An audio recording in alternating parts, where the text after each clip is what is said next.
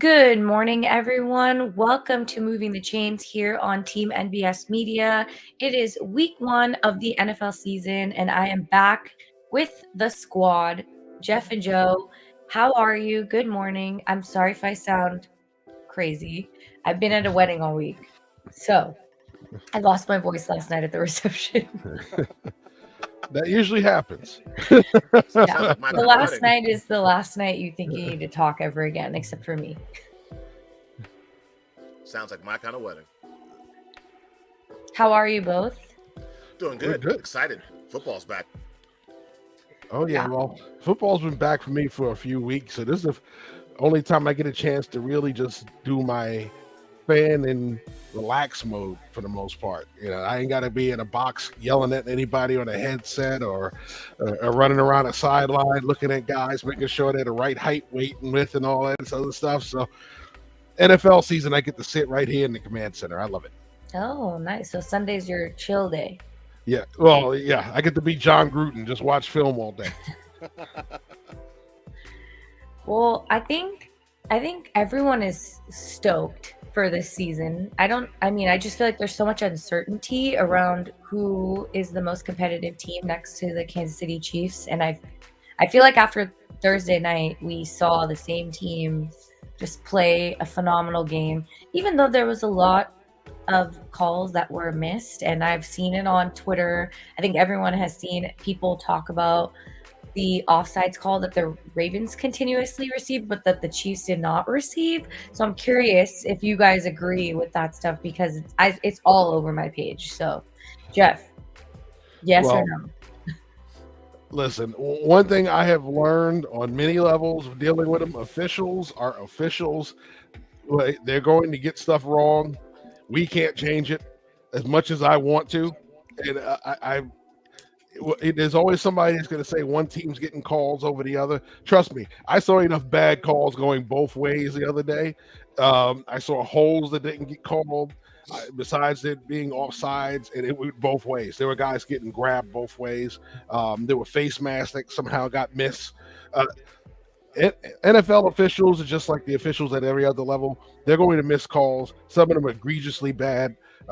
You wonder how they're still working, but guess what? They're still working. So it is what it is. I've worn out my energy on officials in 4 weeks of coaching. So when it gets to NFL level, I'm kind of numb to the bad officiating at this point.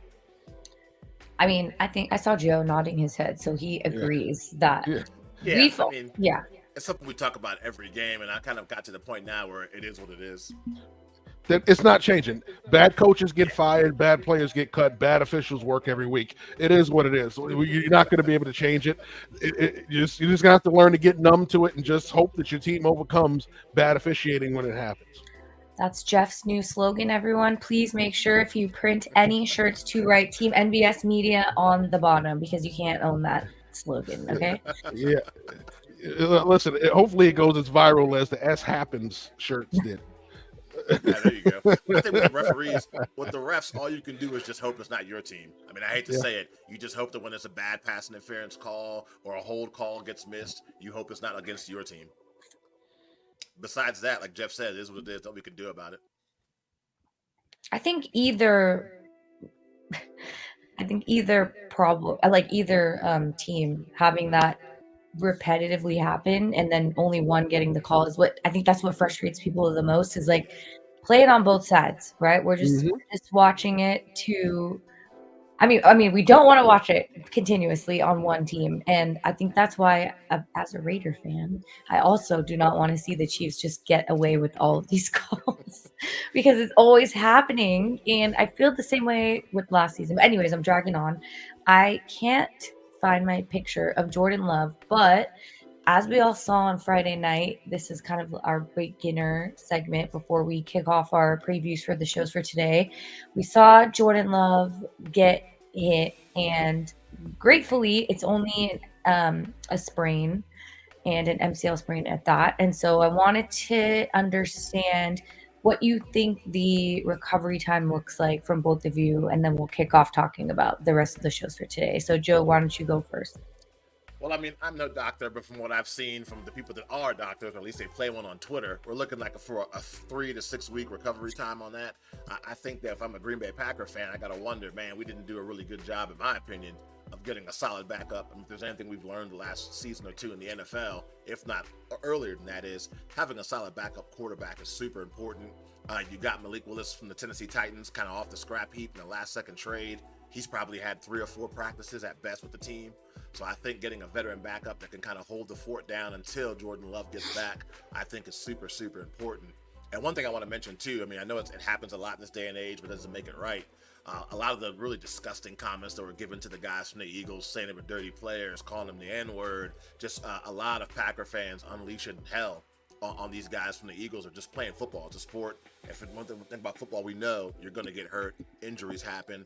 I don't think anybody from the Eagles woke up on Friday and said, man, I can't wait to get on the field and hurt some guy for the whole season today. So I think fans need to chill a little bit. But I think from the Packers, you got to see who's available. Is it a Ryan Tannehill? Do you bring him in? Or do you say, hey, Malik, it's with you. We're going to ride with you, kind of coach you up and hope we can hold things down until Jordan gets back? Yeah, that's a very strong point, especially after we saw Joe Burrow go down last year. Like, we have emphasized on the show for sure the importance of backup QBs. What about you, Jeff? Yeah, it's fortunate that it's a shorter term injury. Unfortunately, these things happen, right? When we talk about guys going low on the legs on tackles, this is what you run into. If a guy's leg is planted and you got 300 pounds around his legs, this is why we tried to take away the low hits on the quarterback. Unfortunately, he was moving around at the time in the pocket, so he's more considered just as much of a runner in that situation, more than he is a pocket passer. So there was a no call for a low hit on the quarterback in that situation. However, this is always what you worry about when you have a mobile athletic quarterback as opposed to the pocket passes. Pocket passes, your biggest complaint is, how do we protect the guy knowing that he's not going to be able to evade the pass rush? With the guys that move around, you're always worried about, when is it moving around too much? How long is it holding the ball too much in these situations? This is a situation where he has to hold the ball. You need a desperate throw at the end of a game. He has to kind of extend plays and make something happen. And unfortunately, it was a guy around his legs when he was getting pulled down from up top. And unfortunately, it is what it is. But fortunate, like I said, it's just an MCL, not an ACL. MCL, less small ligament, not as intense a recovery period. So it's something that they can recover from. The big question for them is, of course, what are they doing at backup quarterback? Malik Willis, you brought him in to be a project, not a long-term backup. So this is a situation where, are they going to bring in somebody familiar to the offense that's going to be able to come in off the street, learn quickly, and come in and compete with a limited playbook? Or is this a thing where you say, okay, well, Malik Willis, you're going to have to grow up real fast? Whatever they do, they're just going to put them in a bad situation. We already know that Detroit's already in the situation to come back and repeat for the division. We already know Minnesota's in a rebuilding year. We already know that overall Chicago is going to be an elevated team. Does this put you behind Chicago, or does this give you ability to weather the storm until you get your quarterback back to fight for this division once again? So that's going to be the big question for Green Bay. What do they see themselves doing at the backup quarterback position now that you know Jordan Love is out for several weeks?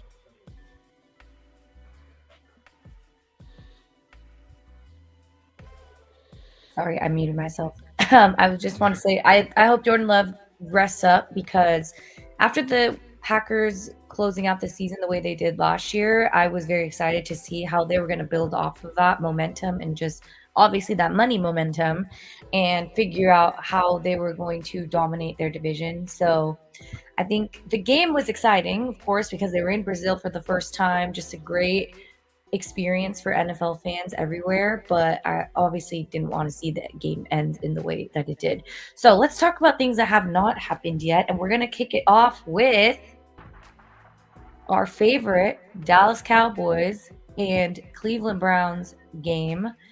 Joe, first off, do you think the Browns defense can contain and maintain and build off of what they did last year? Because that team was electric, right? The defense alone was what kept them afloat, if you would. So Yeah, I mean, I do. I think that they brought a lot of the players back. It's another year of experience, another year under that defensive coordinator. I think the Cleveland Browns can definitely cause problems on the defensive side for the Dallas Cowboys. And congratulations to Dak Prescott, brand new contract as we're recording the show. That's a lot of money, $240 million. I think 231 of that's guaranteed, which is wildness to me. But I think that Cleveland's defense can definitely hold Dallas down and maybe make this monumental day for Dak not such a special one with the loss. I don't know. But I definitely think the Cleveland defense can do the job. They have the players. I'm asking Jeff a different question because this is his not his team. I don't ever want to say that because I know he doesn't want everyone on Team NVS Media to know that he's just a Cowboys fan forever. Like I'm always screaming from the rooftops about being a Raider fan. So for Deshaun Watson, obviously all eyes are on him. This is his really make it or break it season. And we want to see if he's worth that fat contract, which has now led to other players getting contracts of similar sizes and of guaranteed money. So when you are looking at Deshaun Watson, what is it that you are expecting from him on the quarterback side and just the playmaking that he has to do for the Browns this season? Until he gets back to being Deshaun Watson, what you want to see from him is a guy that's going to go out there and drive the bus. All right, guy that's going to go out there, consistently move the chains, get this offense in position to consistently get into the red zone and finish in the end zone. We always talk about that phrase, getting into the red zone, finishing in the end zone. Too often, the Browns team, whether it's been Watson or somebody else, have finished with field goals. You got to finish in the end zone. Granted, there's no Nick Chubb, but you have a very good running back and forward in the backfield that can help you finish in the end zone when you get down in the red zone. So the main thing is, can he get back to being the guy he was in Houston? Well, that comes with playing time. As you see in the graphic, 12 starts since 2020. That's counting this year he sat out in Houston. That's counting the suspension. That's counting the injuries. Okay, 12 starts since 2020. That is a hard thing for a full-time starter to come back from and come out and be effective with consistently. He has to come out and play football, and he has to play sustained football for now 17 games, not just 16 games. Deshaun Watson has to get back to being out there as a full-time starter. And that's the hard part about it is he's a mobile guy. He has had issues with protection in the past. They've had issues with receivers constantly getting open consistently, even with Amari Cooper. There have been times where he's waiting and waiting and waiting for guys to get open. He's running around trying to extend plays, and that's where the injuries have come into play for him. That's where you've had Jacoby Brissett is out the backup out there in the past, and he's had injuries because he's gotten beat up behind that same offensive line. So if they could protect the quarterback, if they could run the football effectively, and if he can get rid of the football on time, on schedule sometimes, so he doesn't have to keep taking these hits, just manage the game, and I think they'll be a better football team. And I think this will be the Deshaun Watson taking steps to get back to where he was prior to all these missed games.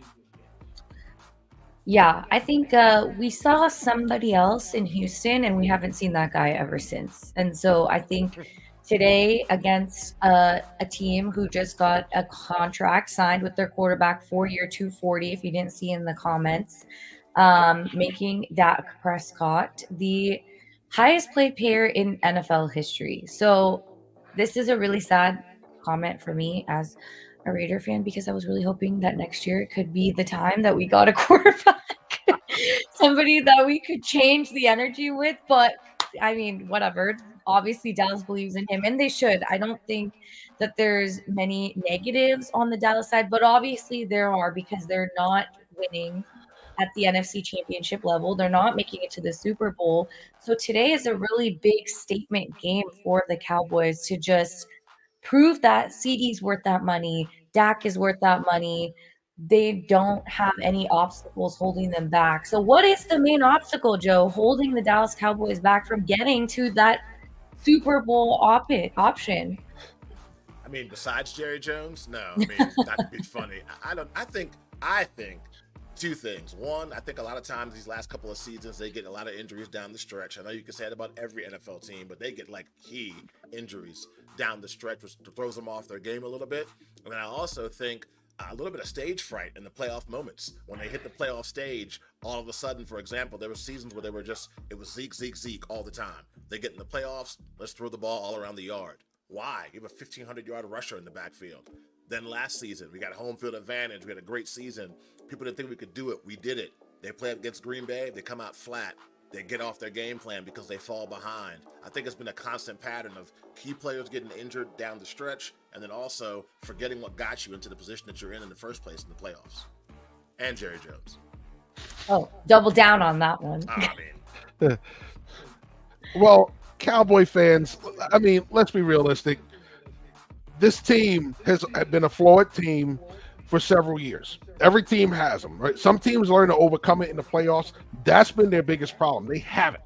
Okay, whether it's you're missing another receiver to go with CD Lamb, whether you're missing certain pieces on defense that can help you stop that opponent you're facing that week. Last year, when you lost to Green Bay, there were multiple things that happened. Okay, one, you couldn't stop the run.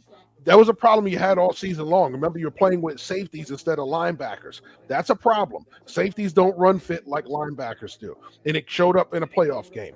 Also, what did you have? You had issues with your other wide receivers beating man coverage. Green Bay manned across the board last year in that playoff game, and they struggled. And what happened? You had the turnovers, the key turnover early, where he tried to fit that ball into Brandon Cooks. Jair Alexander said no way and picked it off. Right? That's what happens in playoff games. If you have deficiencies, they show up if you can't master them. And Dallas has not been able to master them for several years. Every time they make the playoffs, you always see that deficiency show up. Well, whether you can't stop a team in the closing minutes of a game like they did in Dak Prescott's first game, when he brought them all the way back, you can't just keep throwing this on Dak Prescott. Complete teams win in the playoffs. Complete teams win Super Bowls. You have not had a complete team. So hopefully this year, some of the moves that they made, which being questionable to many fans, guess what? You were mad about the receiver not getting paid. That receiver was freaking out in that playoff game in the first quarter. He just got paid. Now you don't need him freaking out in another playoff game. You need him stepping up his game. Your quarterback just got paid. But guess what? Tank Lawrence got paid, and he hasn't showed up in a playoff game yet. That's something that you need to talk about. You need Trayvon Diggs to come back healthy, and you need him to show up in the playoff game because you're definitely going to need more than just interception here and an interception there. You're going to need tackles. You're going to need blanketing receivers. You're going to need things that they haven't done in the playoffs for several years to happen if you're going to make that magical run to the Super Bowl. I saw Joe in the back like this. I mean, he was preaching, dude. He was Yeah. preaching.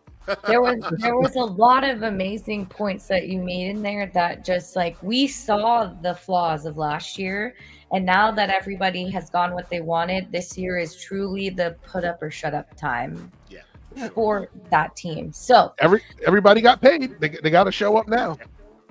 All right, my last question. Oh, sorry, go ahead. I just said no excuses now for them or Deshaun Watson. Kind of both in the same boat.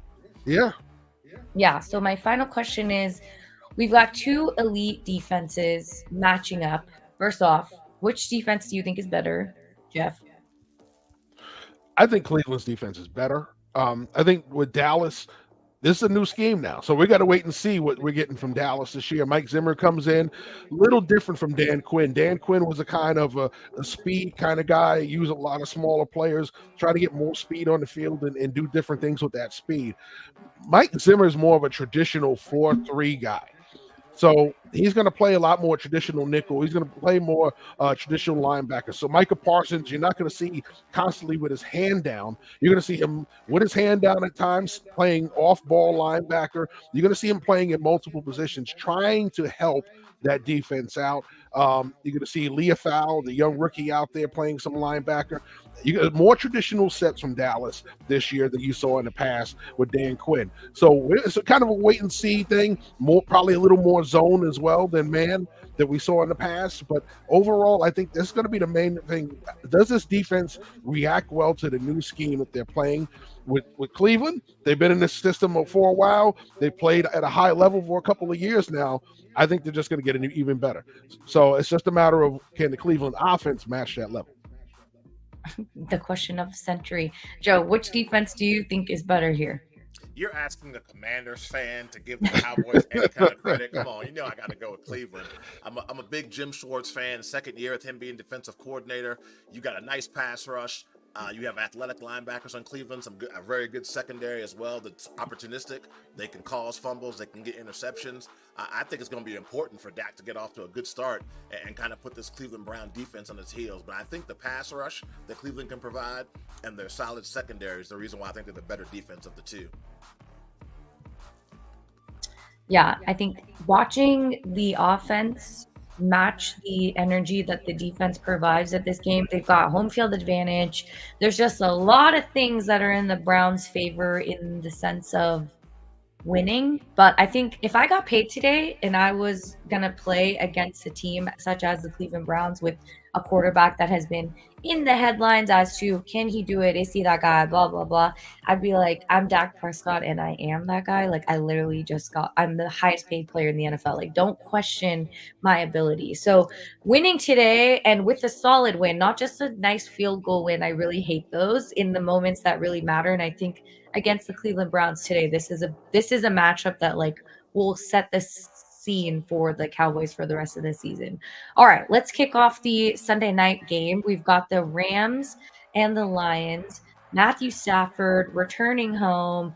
There's just like so much weight with these two teams playing against each other at any point of the season because of the story that they both tell. The quarterbacks have literally swapped positions and gotten entirely new teams and entirely new energy and just a brand new outlook on like who they are as football players. I think Jared Goff has transformed with the Detroit Lions. Like he is like the Cinderella story, in my opinion, of football for that team and for himself.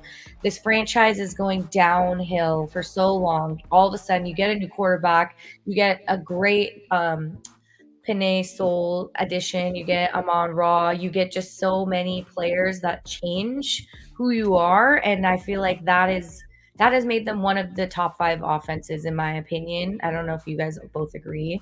Do you believe that the Lions have one of the top 5 offenses here? Yeah, I do. I definitely do. I feel like the pressure on this game is all on Detroit. Can you do it again?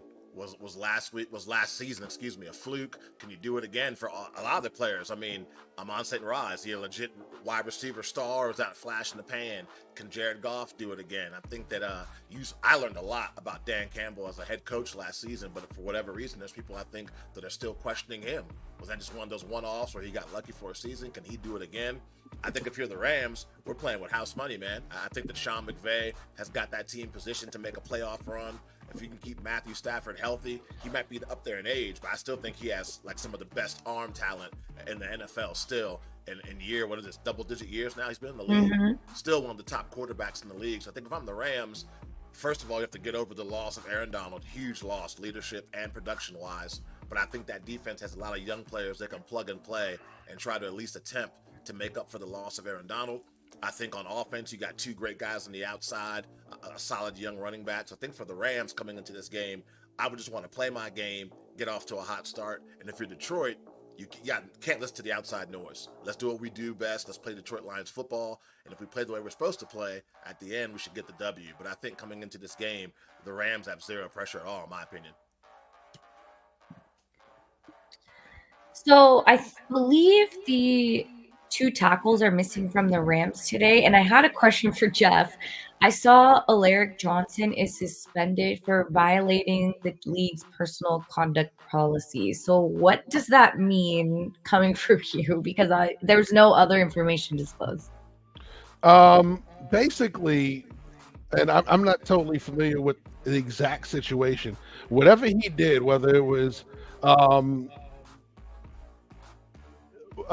as far as it could be a situation where you have domestic violence. It could be a situation where he had an altercation with law enforcement, something that he did that violated the personal conduct policy.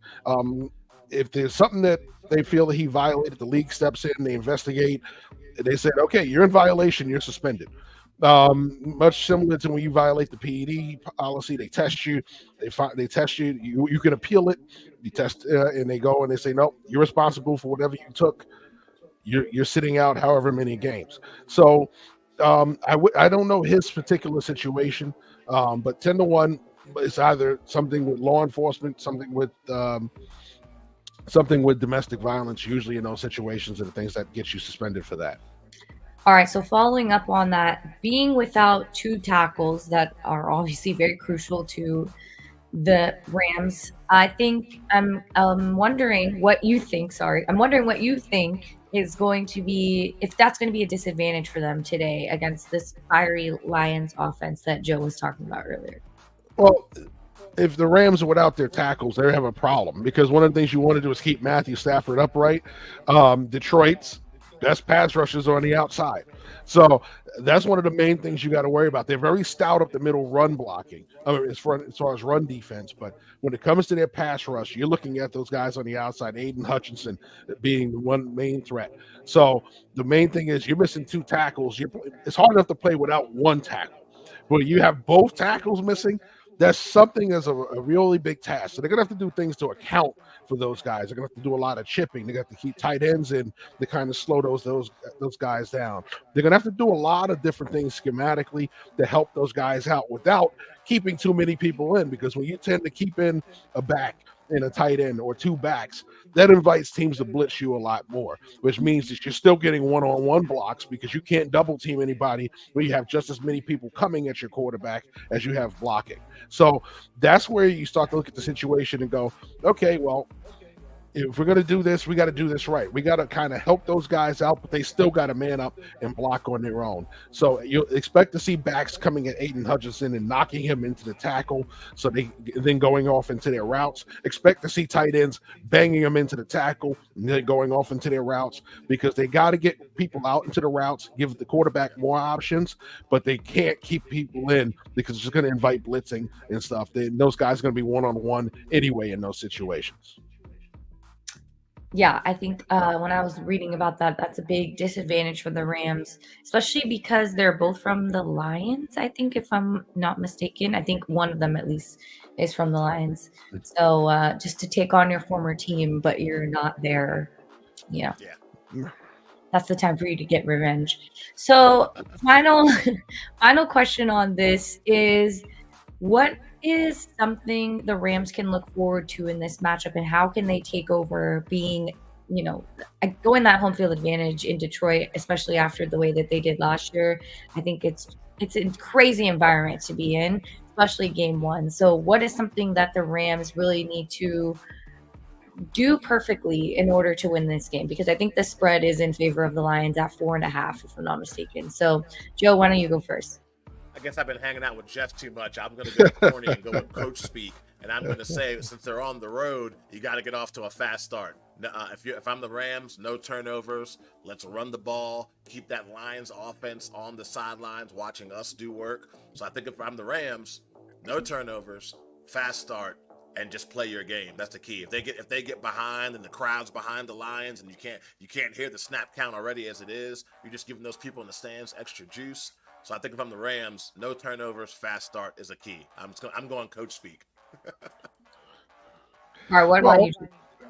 The main thing is you're looking at two teams that there's no advantage when it comes to weather. Both of these teams are dome teams, so they're used to playing indoors.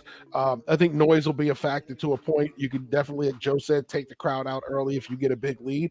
But the main thing is, do not turn the football over. Go out there, play a nice, clean football game. It's early in the season, right? Remember, nobody really plays their starters in the preseason very much. Mm-hmm. So you're still going to have mistakes happening on both sides of the football. So what you want to do is make the least amount of mistakes. Don't make any big ones, because turnover-wise, control the field position. And I think in that situation, I think you have the best chance of going into Detroit and pulling off a win if you make Detroit come out there and make all the mistakes. Dan Campbell is a gambling coach. He's going to take some risks. Some of those risks can pay off if you get the stops when you need them. If he goes for it on fourth down around midfield, that gives you a nice short field, 20 yards, you're in field goal range, 50 yards, you're in the end zone. So I think that's situations like that where you can take advantage of mistakes in a game that the other team is making that are going to benefit you. I think if you play a nice, clean game, don't turn the football over, let the field position battles work in your favor, I think you can go in Detroit and pull this victory off. I know it's week one, so I don't know if Dan Campbell's going to do something crazy, but you really don't know what to expect when it comes from him, because in the moments that you don't believe he's going to make some outrageous call or go for it on fourth down, just like some college feeling moment. It's going to come from him no matter what. So I think I'm not going to actually finish that sentence because I'm going to save it for the rapid fire later. So we're going to take a quick break before we talk about the final game and our fantasy talk. So let's take a moment, everyone. Who should you start this week? Who should you bench? And who has been showing up lately? Find out this and more in our fantasy talk segment. We will be right back with more Moving the Chains. In 2006, we founded Yeti Coolers with a simple mission: build the cooler we use every day if it existed. One that was built for the serious outdoor enthusiasts rather than for mass discount retailers. One that could take the abuse we knew we'd put it through, out in the field and on the water. One that simply wouldn't break. We decided early on that production innovation would come from necessity and first-hand experience, not from market research and data analysis. Today, Yeti products perform when it matters most. Whether that be an excursion to the remote Alaskan wilderness, chasing redfish on the Gold Coast, or just getting together with friends in the backyard, we make gear that helps you stay out longer, travel farther, and live harder. # built for the wild. Welcome to Moving the Chains, everyone. If you are just tuning in, my name is Ashmere, and I'm here with Jeff and Joe to talk about our final game of the weekend, which I think is probably expected. We're going to talk about Aaron Rodgers' return after his 4 minutes of fame last year against a team that is continuously trying to get the Lombardi Trophy, even though I don't understand what's going on. So that's just confusing space in the Niners world. They got their man Brandon Ayuk paid. Okay, this offseason was filled with 49ers drama. I have learned that Bay Area sports love to be in the headlines for the wrong reasons. We lost Klay Thompson. We've got Steph Curry with all this craziness. The Giants are I don't know what they're doing. The Oakland A's are moving to Vegas, and then the 49ers are maxing out on their credit cards just to never make it to the Super Bowl. So I'm curious to hear how you believe the Jets are going to look today. Let's talk about the Niners afterwards, but I think this is a really exciting game. I mean, I like watching Aaron Rodgers play football. There's nothing better than watching him make that beautiful downfield pass to his receivers named Devontae Adams back in the day, and then just playing solid football. So for the Jets today, they've got that defense. We already know it. So offensively, Jeff, how can the Jets just adapt? This is a brand new time, I think, for them. Run the football. I think you got to run the football in this situation. Yes, you have Aaron Rodgers. Yes, you have these receivers, but you came out throwing last year and it got your quarterback hurt the first play of the game, right? Come out, run the football, slow this 49er pass rush down, wear down that linebacking core so you can take advantage of them with the receivers and the play action passing and keep Aaron Rodgers clean. I think what you're looking at, last year, Aaron Rodgers was sharper coming into the first game. Why? Because he did all the work in the offseason. He was there for mini camps. He was there for training camp. He actually played in preseason games last year. This year, it was typical Aaron Rodgers. I'll be there when I'm ready, for mini camps, and maybe I'll come, maybe I won't. I'll be there for training camp, and maybe I'll play in a preseason game, maybe I won't. I didn't play in any preseason games. I did play in some scrimmages. I wasn't on the same page at times with my receivers. We're arguing on the sideline, trying to get stuff right. I think they'll be all right. It'll take time, but unfortunately, when he's in that kind of mode, it takes about 4 or 5 games. How do you want to supplement that? You run the football effectively with those young running backs that you have, that rebuilt offensive line.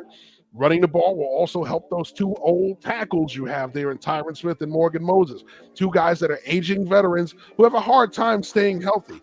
How do you keep them healthy? Let them lean on the defensive line instead of constantly trying to chase after those edge rushers, play after play after play, and then trying to run behind that. So I think overall, if they come out and give you a nice, healthy dose of the run, establish that early, do some play action passing, and allow Aaron Rodgers to be Aaron Rodgers. If Aaron Rodgers throws on schedule and doesn't hold the ball too long, I think this will be a quality season and a good bounce back year for the Jets if they can get that right. All right, I'm just going to say it so everybody is aware. 49ers fans are annoying, okay? And the fact that this is in Santa Clara, it's a Monday night game. It's going to be rowdy and crazy and just obnoxious. So I'm going to switch the coin here and ask Joe. 49ers, obviously, last year were heartbroken. Now they've paid off Ayuk, like I said earlier, and they're just trying to repeat the same success. How difficult is that for them to try to do what they did last year and lead themselves to the Super Bowl? I mean, I think in a sport like football, especially in the NFL, it's very difficult because we talked about injuries. You got to hope that you stay as healthy or relatively healthy as possible, especially with the season being as long as it is now. So that's the first thing. We got to stay healthy. I think second for them, you got to just see improvement from Brock Purdy. I mean, this is a guy that went from Mr. Irrelevant to starting a football game in the Super Bowl and played pretty well in that Super Bowl game, might I add. I mean, I can think on top of my head 2 or 3 times where he had chances to make a play and the pass wasn't just quite right or he wasn't quite early enough with the throw. So him and his team were close, but not close enough to beat Patrick Mahomes. So I think you have to hope that you see more improvement from Brock Purdy. You got to establish that running game. Obviously, we talked about Brandon Ayuk, George Kittle. You have the weapons. You got the warhorse, Trent Williams, still holding down the offensive line, and you sprinkle in some of those secondary players they have. I think the 49ers are set up to make a return trip to the Super Bowl, but you got to have the ball bounce your way multiple times during the season, and you have to stay healthy. But I think an improved Brock Purdy is key. I mean, he does a really good job in those intermediate passes and throwing the ball across the middle, but I want to see him throw the ball deep. Let it go. Let's get some explosive plays under our belts for the 49ers. I think those are the keys for them to have a successful season. Be healthy and see Brock Purdy level up even more. He's about to get paid as well. Yeah, if I don't see an Ayuk 2-touchdown game on Monday, I just it's going to be a bad day. I think this banner's from last year, but I'm going to throw it up anyways because Breece Hall has been the talk of the town for the Jets. So, Jeff, this question, asking you first, do you think the Niners are going to be able to stop the run? I think they can. That's been one of their fortes. They did have times last year where they struggled late in the season with it. But I think overall, they're still stout up in the middle. On the edges, I think they're pretty solid. You got Bosa back. So I think overall, they'll be tough to run the football on, but you still got to do it. You can't just come out there and give up on the running game and think that you're going to go out there and throw the ball consistently against the 49ers. That's how they feed on you.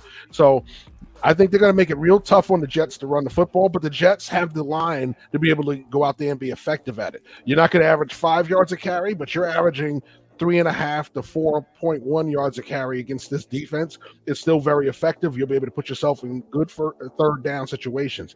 So I think that's where the Niners situation is. Stop the run early on early downs, keep teams in longer third down situations. That's where they'll be best. All right, to wrap things up, Joe, do you think that Brock Purdy is a better QB right now than Aaron Rodgers? No, I'm just kidding. That's very deep.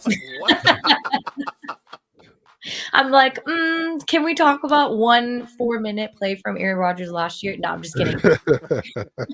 All right, let's go on to our fantasy segment here. We have not talked about fantasy before, so this is new to our show in case you are new to Moving the Chains here. My first question, which is a question that I personally had, and I think it's a talk of every person that's playing fantasy football.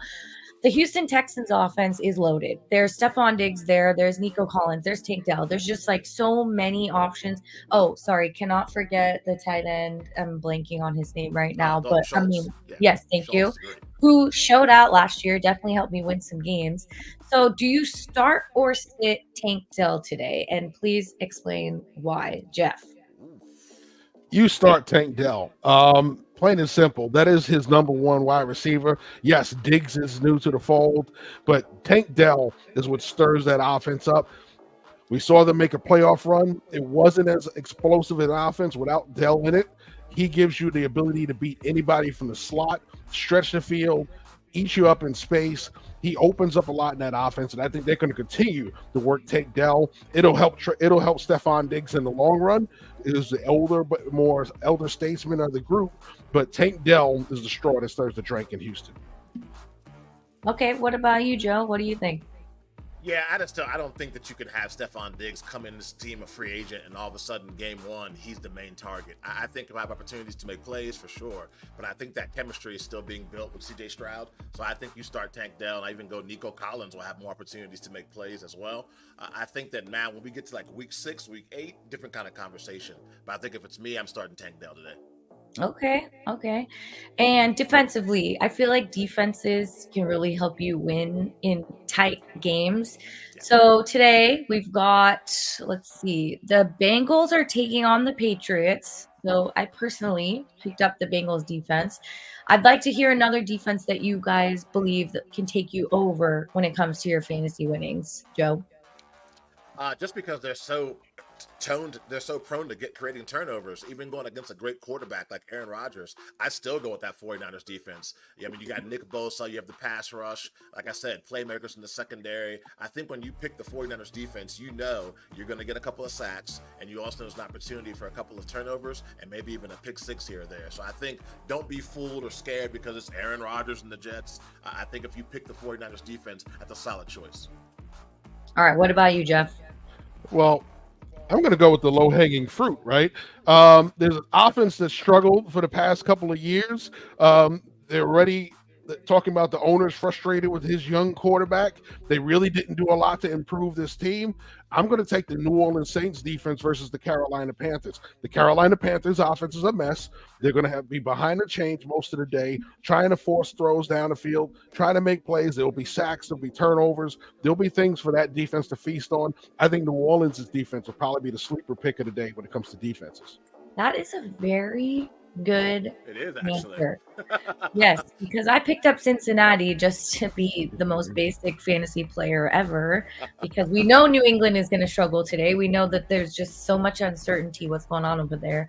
But I feel like the Bryce Young hype, it's still game one. Last year we saw. So I think that's a very good answer. And my final question for fantasy for you guys is, who is your must start for today on any roster? And I think this is just a freebie. So someone that you think maybe a sleeper, maybe you have drafted, or somebody that is on your roster that, week one, you got to put them out there. And then as the week continue, maybe not. But for today, you got to put them out there. Joe, you could go first. Oh, I was hoping it was Jeff. Okay, fine. Jeff, go first. No, I'm trying to think. That's tough. I know there's just a lot. I drafted too many receivers this year. Well, I'll tell you what. I before about 2 hours ago, I would have said Tyreek Hill going against Jacksonville, but he was just on the pavement in handcuffs a little while ago. So that may be a little bit of a question. I don't know where his head is going to be by the time we get to kickoff. But I will honestly say, looking at the matchups this week, if I have to start somebody, I'm going to go with Joe Burrow versus New England. I think overall, you're going to look at the situation there. They're going through a whole new change at running back. It's going to be a lot on Joe Burrow to lead this offense, put up a lot of points. New England's a team in flux, still rebuilding. The defense will be improved, but I don't think it'll be improved enough. They just traded away their best pass rusher.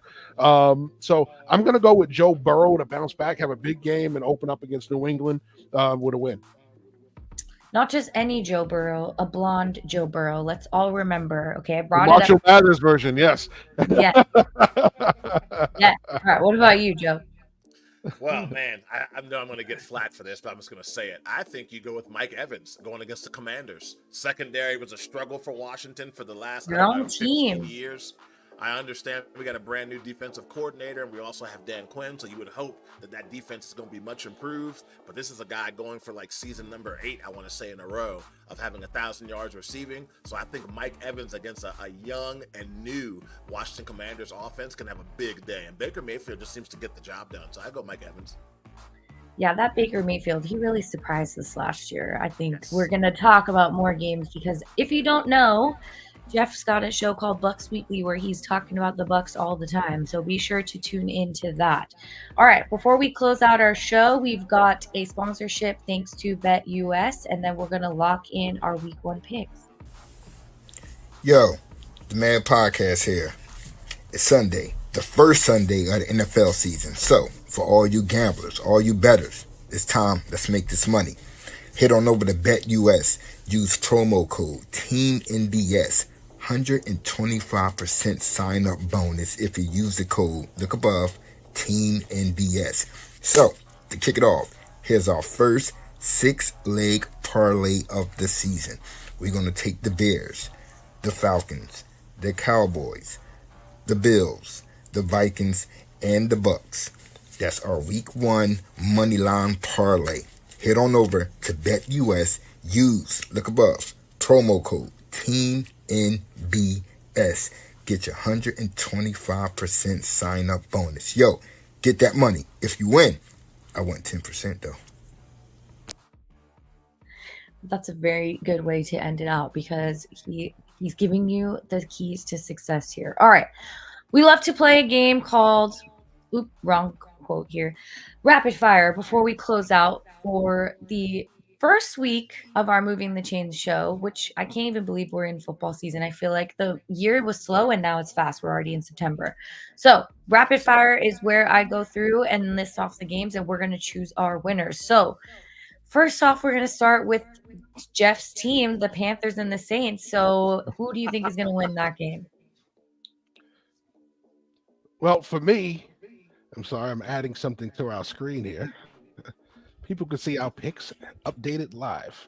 So, yeah. Oh, really? Look at you. All right. Yes. Yeah. So Packers Saints. Well, Panthers Saints. So for me, I think there's only one option here. Listen, Carolina, they're still building. This is still a mess. This is going to be a 3-year build. This is not going to be a 1-year and bounce back like we saw. Like I said, we already hear about David Tepper and his impatience, is already looking at quarterback and with a lot of pressure on Bryce Young. Listen, they're not ready. This team is not ready. New Orleans still has a solid team, a solid nucleus. They're older. They did add some younger pieces this year. I'm going New Orleans. I just do not believe that Carolina is ready for this heat right now. Year in and year out, I never know what Derek Carr is going to do, but Chris Olave is on that team, so I'm going to roll with you and pick the Saints as well.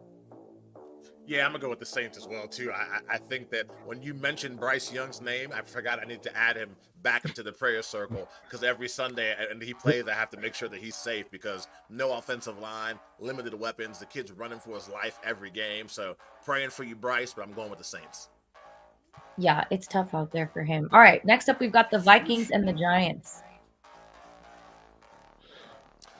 I'll kick it off. I'm going to go with the Vikings. I think that Sam Darnold gets it done, man. I know he's back in New York. Hopefully he's battled against those ghosts and doesn't see him anymore. But I think when you got Justin Jefferson, you got a solid defense and a pretty good running game. And then, of course, the Giants have Daniel Jones, who I'm not sold on at all. So I'm going to go with the Vikings in this one. I'm going to go Vikings. Listen, I talked about it in the previews. I don't think the Giants are ready. If they pull this game out, it'll be because the Vikings played worse. The Vikings have the better team right now on paper, despite the fact that the upgrades the Giants made defensively. Offensively, the subtraction wasn't an addition. Okay, losing Saquon Barkley and adding what you added, yes, Malik Neighbors is going to be an excellent young receiver. However, you need to run the football to help protect Daniel Jones.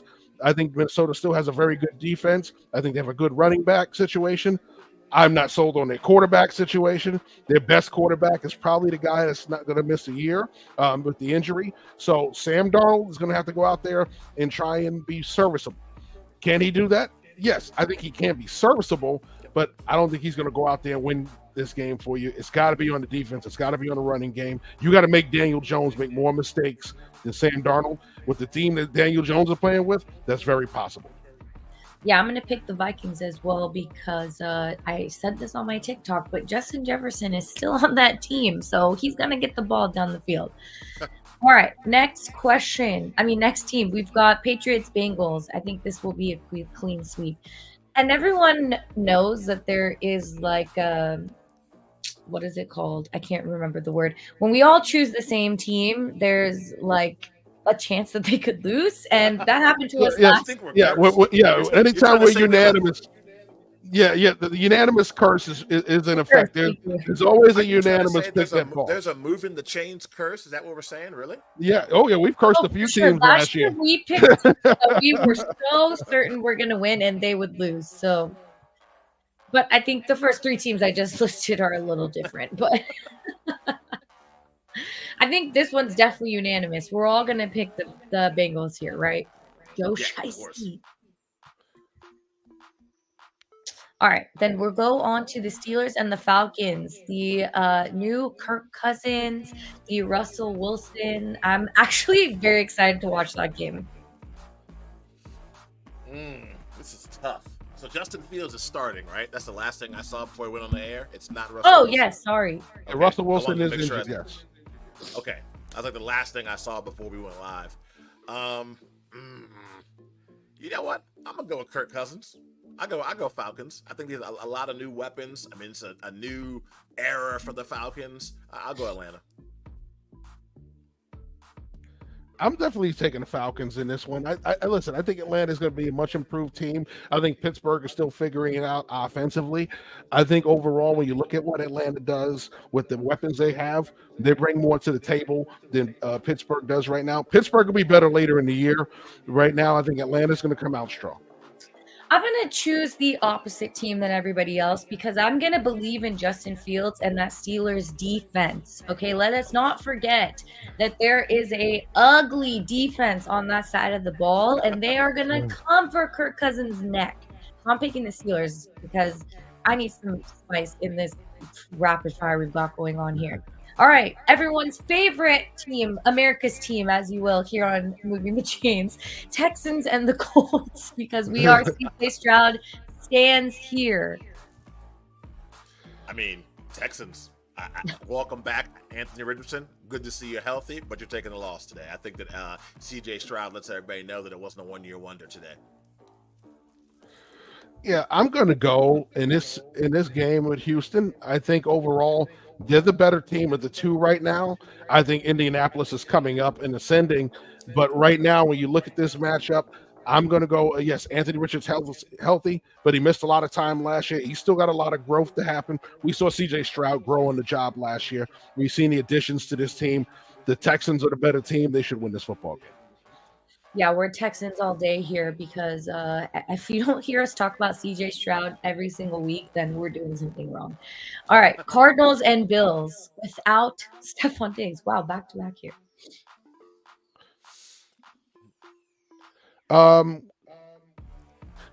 This is tough. Arizona. I'm sorry. I don't know what the vision for this offense was. Granted, they added Marvin Harrison Jr. in the draft, but by letting one of your most explosive players walk in free agency baffles me. But the Bills had to let guys go because they couldn't pay everybody. So there's two different teams here. Both of them took hits this offseason, but at least the Bills, you know why they had to let those guys go. We know both of these guys have special quarterbacks, but defensively, the Bills aren't exactly strong either. They've lost guys. They've had injuries that they couldn't replace guys. So I think overall, it's going to be a Josh Allen play that wins this game, but this will be a lot more competitive than people expect.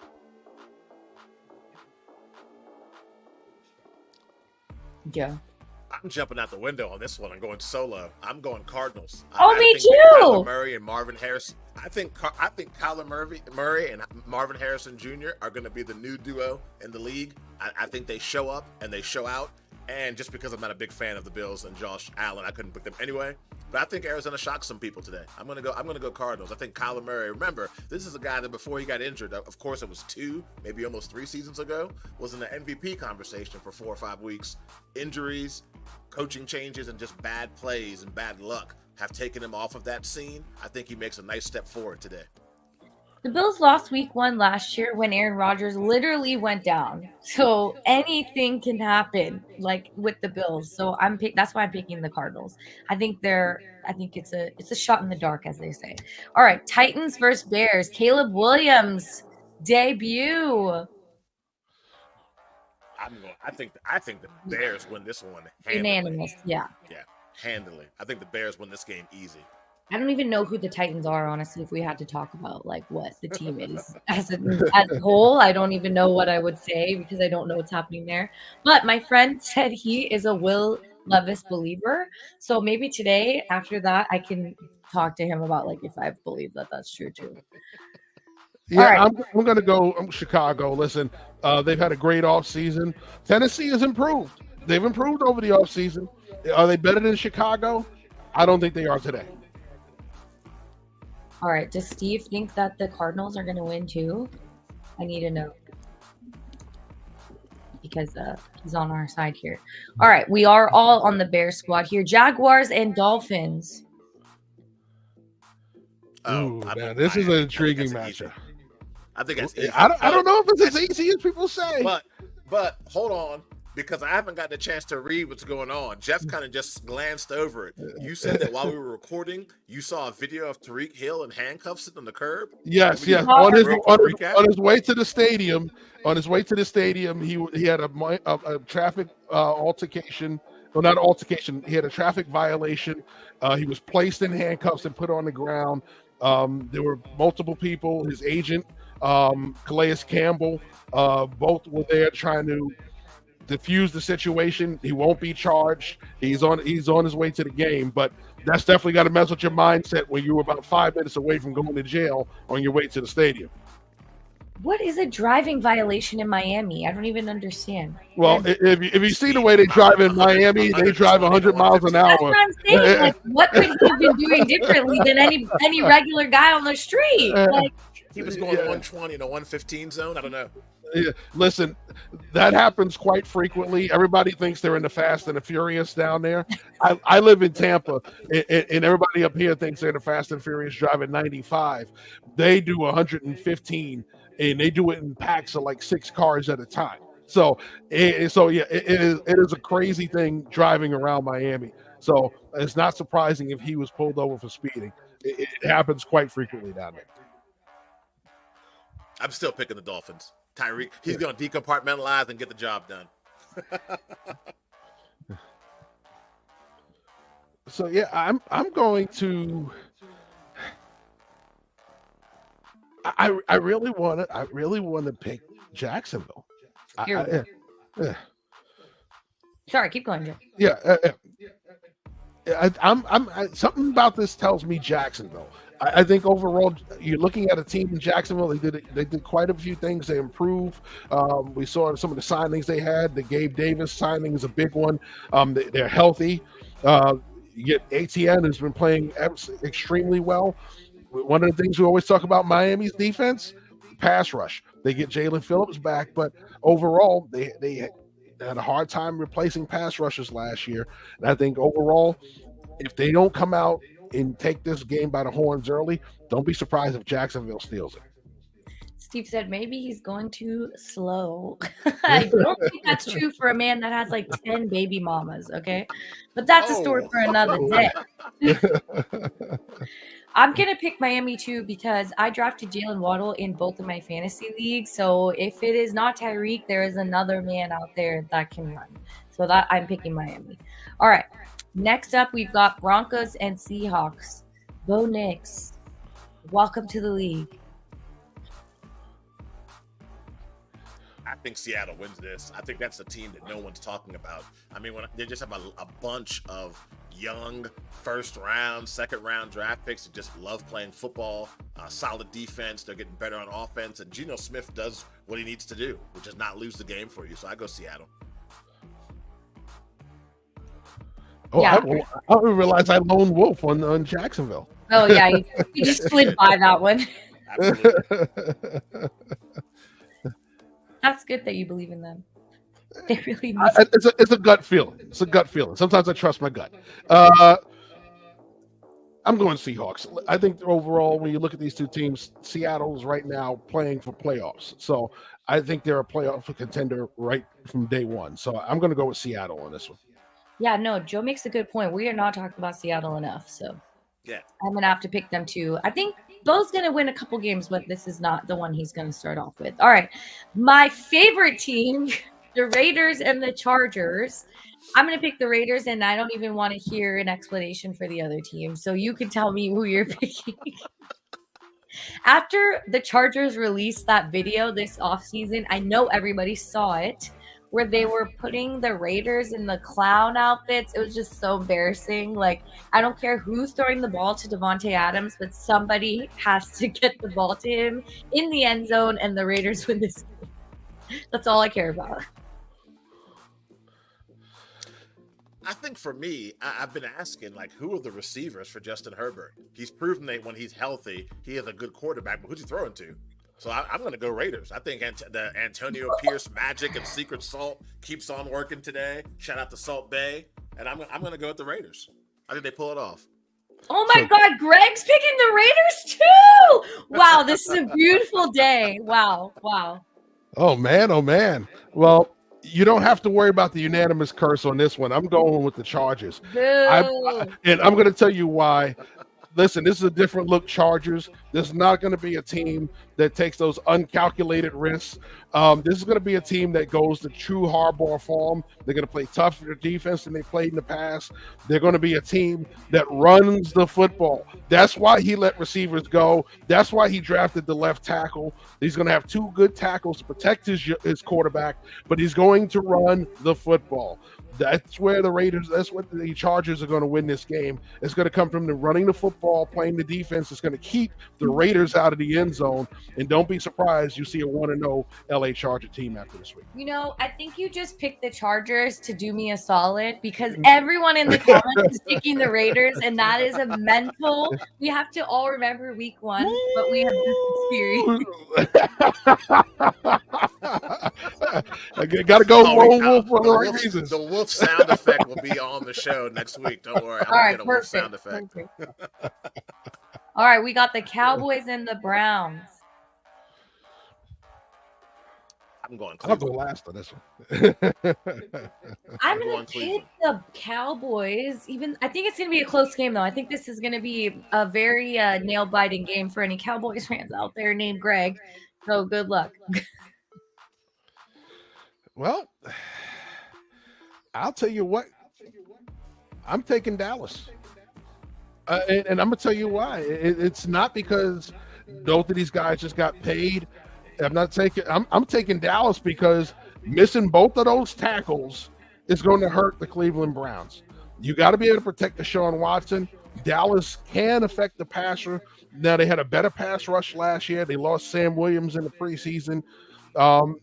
I think overall, when you look at the pass rush wise, you're going to see DeMarcus Lawrence, you're going to see Micah Parsons, you're going to see some of those younger guys getting out there and getting after the quarterback. If they can stop the running game and slow down forward, if they cannot let Amari Cooper have a huge day, I think Dallas goes into Cleveland and gets the win. The two tackles is a big thing for Cleveland. Greg almost picked the Browns here. But he changed his mind. All right, so are you unanimous on the boys? No. Joe went Cleveland. I think their defense can do something to make up for those two tackles. And what I mean by saying something is a key interception, a fumble, just holding the Dallas Cowboys offense to a field goal when it could have been a touchdown.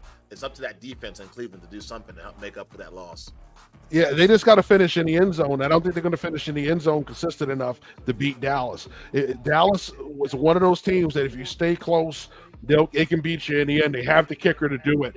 So I think overall, they've got to go in there. They've got to score touchdowns and limit Dallas to field goals. They're not going to be able to do that. I think it's going to be a field goal thing for a while. The team that gets in the end zone one extra time is the one that's going to win. I think that's going to be Dallas.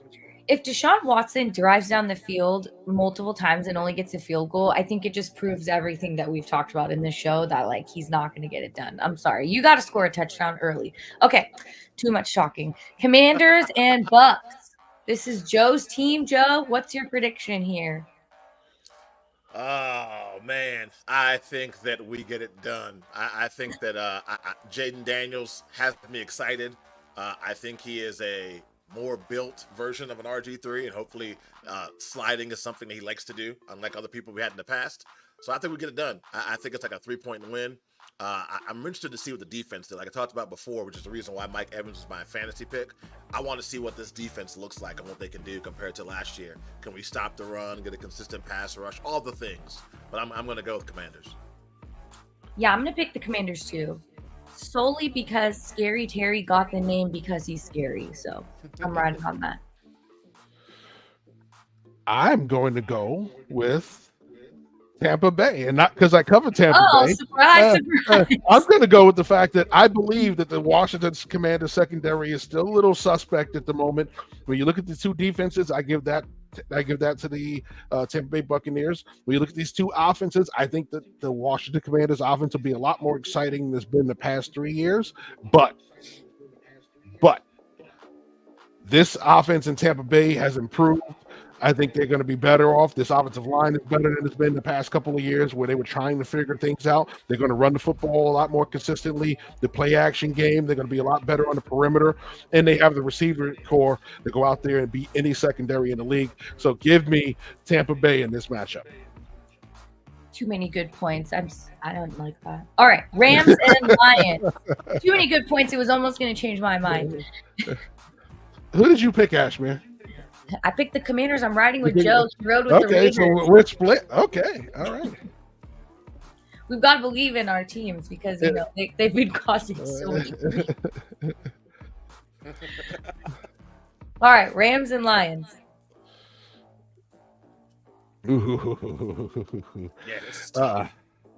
Yeah, I'm a little leery of picking the Rams going into Detroit, knowing that Matthew Stafford's not going to have tackle help versus this pass rush. That makes me very leery of picking them in this situation. If they were a healthy offensive line, I'd be something a little more comfortable picking. They'll have their moments. I think Dan Campbell will take some risk to keep them in the game, but I'm going to take Detroit at home. Yeah, me too. Yeah, same. We're unanimous on this one. I can't go against them. Yeah, I'm going to go. I think Amon is just unbelievable. St. Brown is just a special guy to watch. And if you watch the Receiver Show on Netflix, it made you just appreciate him as a person so much more. And finally, to close out the weekend, we've got Niners and Jets. Ooh, I can't go against my guy, Aaron. I think he finds a way to get it done on the road. I go Aaron Rodgers. Wouldn't be surprised, obviously, if San Francisco wins. But if I have to money in the game, I'm going to go Jets. I'm going to pick the Niners. It's very basic. I figured you were going there. I already had it tabbed for you. I figured you were already going there. Listen, I'm going to take the Niners at home. I think, the home factor is a big thing. Going out west for a lot of teams is always a big deal. I think the Jets are going to get it together. I don't think this is the week they get it together. I think this is going to be the Niners' week. They come out strong. Overall, that's where I'm going. I'm leaning towards the Niners. I think Aaron Rodgers is going to have a bounce-back year if he stays healthy. Yeah, I just don't think in Santa Clara is the place, All right, perfect. Well, as Jeff wraps up his rapid fire board, I'm going to confirm picks from you all. So don't run away from me just yet. So I know Joe, I want credit for when I want the credit when I'm right. So I'm definitely going to hang on. Oh yeah, well that's the beauty of having all of this here, So everybody sees who we're picking. Who won last year? I don't even remember. Well, Greg is saying he won. I think it was. I'm disputing that. He's not on the physical show, so come on. Stop trying to make Greg happen. Ashmere, who did you pick for Dallas Cleveland again? I picked the boys. Okay, all right. Look at that, Joe Lone Wolfing on Cleveland. Okay. He said, "I can't take back what I said earlier, so I got to stick to what I said in my analysis." That's what he said. I will lose 1,000 followers from the Washington, D.C. area if I ever give Dallas credit for anything. Family members flying into Colorado for conversations, and I'm good on that. Listen, I pick the games as I see them. It has nothing to do with fandom. So I have people texting me, how could you pick against my team? Because I'm an analyst. My job is to sit here, pick the games, not to sit here and think about friends and family. You can kick me later, but right now on the air, I'm gonna get my stuff right. So Pittsburgh, Atlanta. Do we go all across all on Atlanta on that? No, Or I somebody picked got Pittsburgh. You picked Pittsburgh. Yeah, Don't Ashburn forget it. definitely lone wolf on that. I couldn't believe that. Yeah. Okay. So we got some lone wolves going on here. So we got some brave souls this week. It's Well, week one. you People picking feel the it. Chargers was just because you cared about me and my mental. No. I believe in the guy that seems to keep winning everywhere he goes. Right. No, true. He It's won in San Francisco. He won at Michigan. And guess what? I think he's going to win in LA. Whether he wins a Super Bowl in LA, it'll be something different. But that team's going to be good. I got to see a receiving core. I mean, Justin Herbert's got to give the ball somewhere to someone. So listen, the guy went to the Super Bowl with Michael Crabtree and Anquan Bolden. Okay, right? and an old Anquan Bolden. Oh no, an old Anquan Bolden, right. Not a young one. Okay, he went to the job, Super Bowl. He was good. It was darn good, but he wasn't young Anquan Bolden in Arizona. He was. Also Michael Crabtree wasn't the guy we saw at Texas Tech either. So yeah, there was he did have Vernon Davis though. Yeah, but that running game is what carried him. That's what got him through in San Francisco. That's what's going to get him through in LA. A lot of moving the chain curses available here. Wow, 1, 2, 3, man. Some teams on upset I just alert. think Sorry. bringing the Gus Bus and J.K. Dobbins to your running team is like not the major key to success. But I think Dobbins was underrated in Baltimore. And he's he's not even the one. He was never healthy. Didn't get a real fair shake either. Of course you're gonna pass him up for Derrick Henry. Everybody loves Derrick Henry, but J.K. Dobbins was my RB1 in his draft class, and when he got the ball in Baltimore, he was a difference maker. The problem was he was part of a committee backfield. He'll be a part of a committee backfield again, but he'll be heavily relied upon in LA. So I think that's one of the differences you're to see there is he's going to go to LA and actually get a few more carries than he would have gotten in Baltimore, and he can still catch the ball out of the backfield too. They love to run screens. They love to run those swing routes and sit routes with the running backs because they would like to run a lot of play action.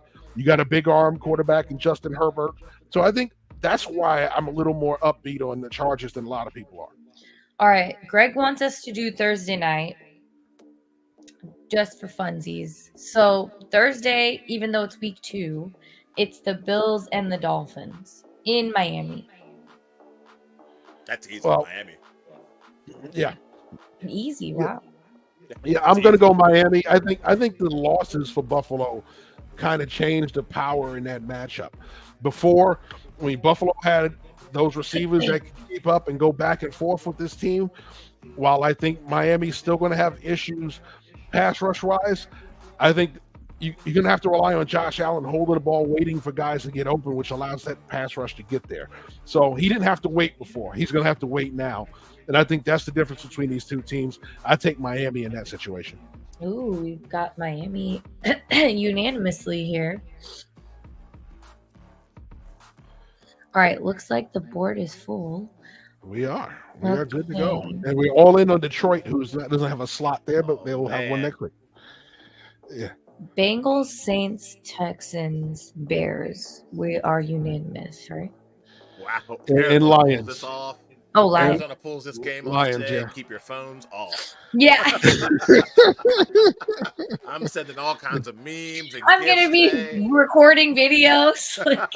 Kyler Murray is him. Block my number. Well, just think, we all went in on Seattle. So think about the Denver fans that are going to come call when they say all of y'all went against us. Denver Sorry, fan Keith Richards. Sorry, Keith.